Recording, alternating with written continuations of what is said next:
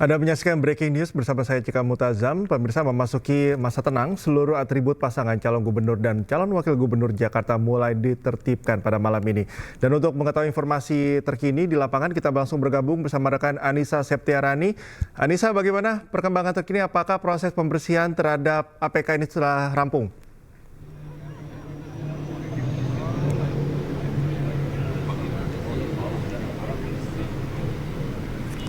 Anissa?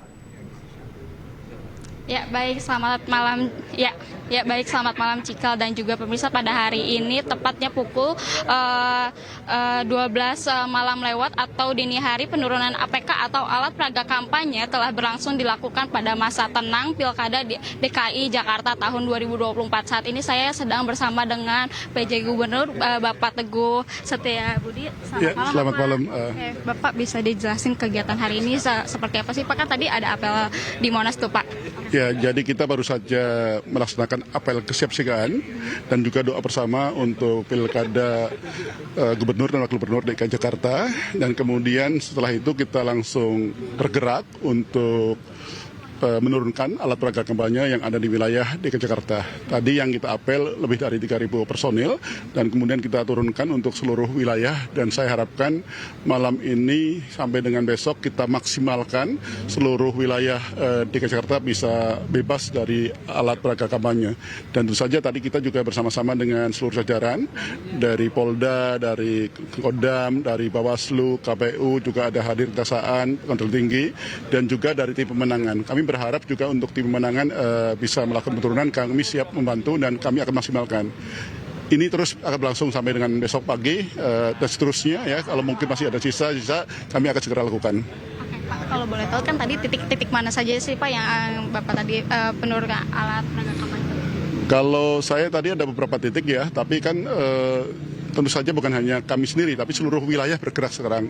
Tadi kita libatkan seluruh elemen. Dan kami berharap seluruh bergerak. Tadi kita lihat di Jakarta Pusat, kemudian kita menyisir ke arah Jakarta Barat, tadi sudah mulai. Dan saya pikir tadi saya sudah perintahkan seluruh wali kota dan PLT Bupati untuk melakukan gerakan pencopotan alat peraga kampanye bersama-sama dengan elemen masyarakat dan pastinya juga dengan koordinasi KPU Bawaslu dan aparat keamanan.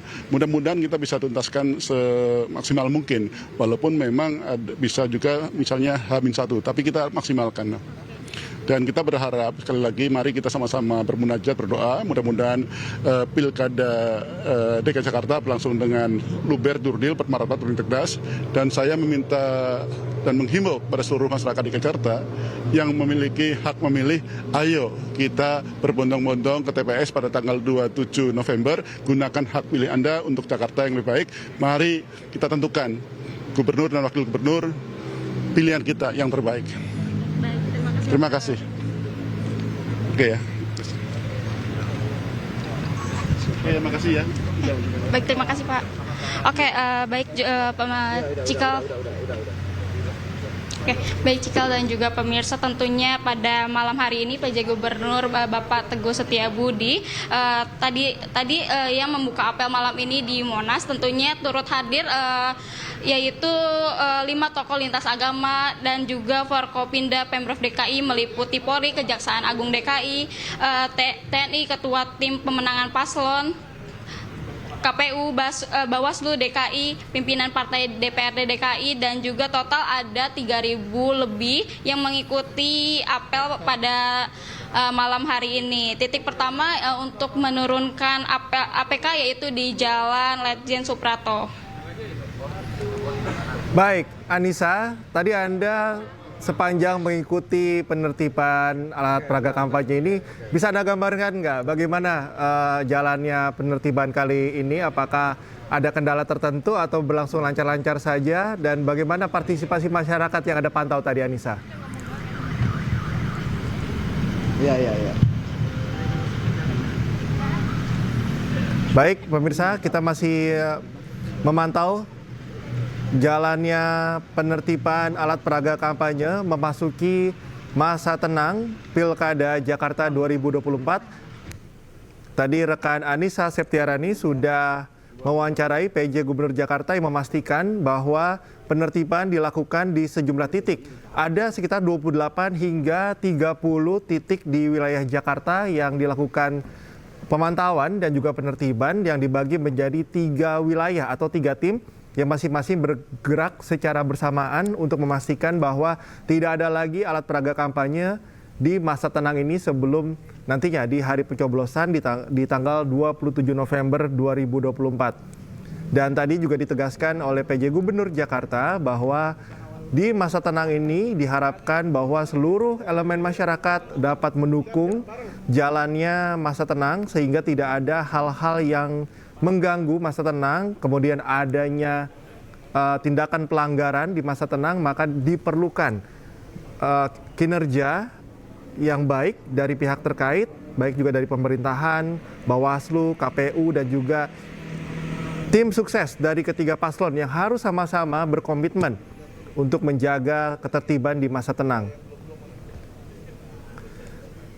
Kemudian tadi dari pantauan yang kami dapatkan pemirsa, bahwa ini memang sudah diserukan oleh Badan Pengawas Pemilu atau Bawaslu yang sudah mengeluarkan surat imbauan penertiban alat peraga kampanye jelang memasuki masa tenang Pilkada Jakarta 2024 karena ini memang sudah sesuai dengan aturan dalam surat nomor 248 yang ini ditujukan langsung bagi pasangan calon gubernur dan wakil gubernur, kemudian juga kepada partai politik gabungan partai politik pendukung pasangan calon gubernur dan wakil gubernur, kemudian yang harus ditaati oleh seluruh pihak.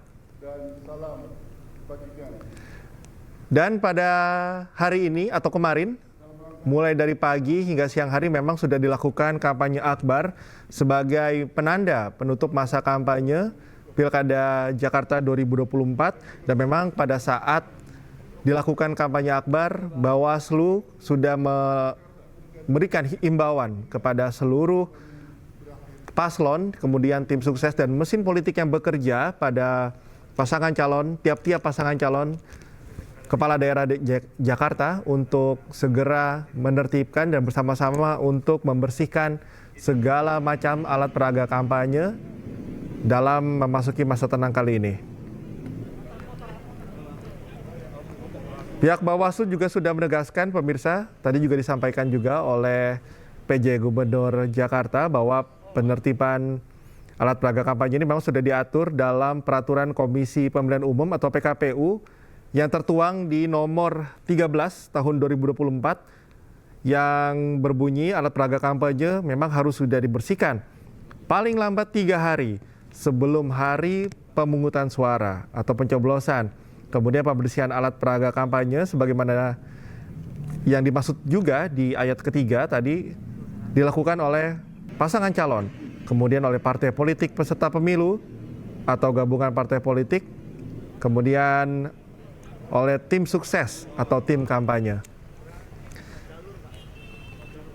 Saat ini kita masih melihat bahwa Satpol PP juga dengan dari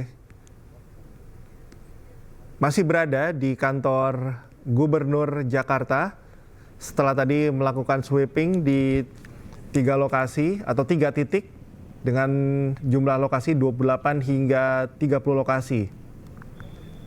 Tadi salah satunya yang kami sempat pantau adalah dimulai dari pintu Monas di Medan Merdeka Selatan, kemudian dilanjutkan ke titik selanjutnya di Jalan Ridwan Rais, kemudian sampai ke wilayah Jakarta Pusat lainnya seperti di Prajurit KKU Usman, kemudian di wilayah Keramat Kuitang, Simpang Senen, kemudian dilanjutkan ke flyover hingga Jalan Letjen Suprapto yang mengarah melewati ke RSPAD Gatot Subroto.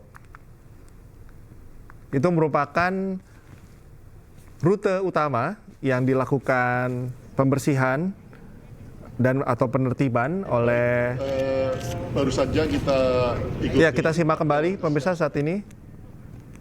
Ini adalah proses rangka untuk penertiban.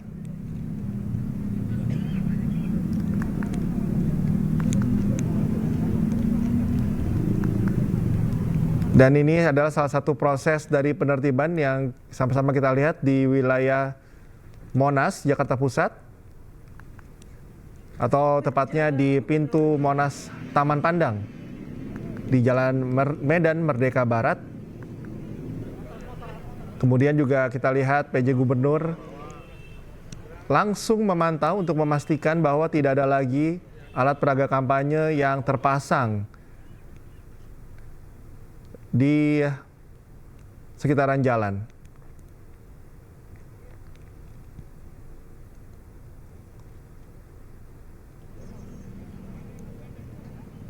Bawaslu juga telah berkoordinasi pemirsa dari beberapa hari yang lalu dengan Satpol PP agar nantinya distribusi petugas yang akan menertibkan ini bisa berlangsung secara simultan, bisa berlangsung secara cepat, dan akan dipastikan kembali hingga dini hari nanti.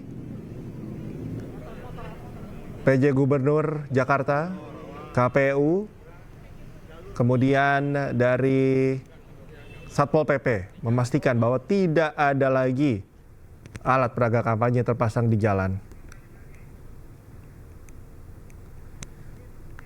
Tidak hanya di wilayah terpusat di Jakarta Pusat, tetapi juga penyisiran akan berkesinambungan untuk masuk ke wilayah Jakarta Selatan, pemirsa, tepatnya dari Jalan MH Tamrin nantinya akan menyisir hingga Jalan Hos Cokroaminoto, kemudian Jalan Rasuna Said, hingga ke Jalan Mampang Perapatan Raya. Hingga tembus langsung ke wilayah selatan lainnya seperti Jalan Duren 3, dan akan terus disisir hingga ke seluruh wilayah Jakarta Barat, Timur, hingga Utara.